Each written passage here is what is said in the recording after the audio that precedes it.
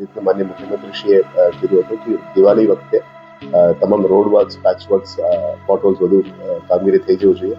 એને ધ્યાને લેતા અત્યારે અમે ક્વોન્ટિટી અને ક્વોન્ટમ બધું ડબલ કરી દીધી છે, ડબલ નહીં ટ્રિપલ કરી દીધી છે.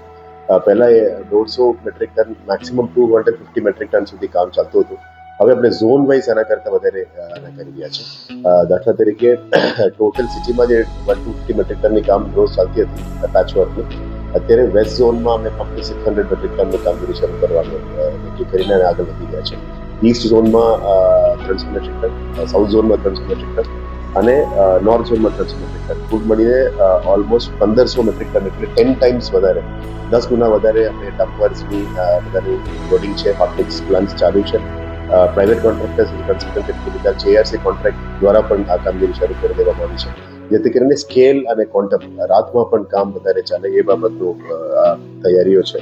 લગભગ 24 TP રોડ્સ અમે આ લાસ્ટ 6 મહિનામાં નવું મંજૂરી આપીને રોડ્સને ખોલી નાખ્યા છે, જેથી કરીને ન્યૂ ડેવલપિંગ વિસ્તાર છે, ઓજી વિસ્તાર છે અને નવું રોડ્સ અમે 18 મીટર અને 24 મીટર રોડ બનાવવાનું છે.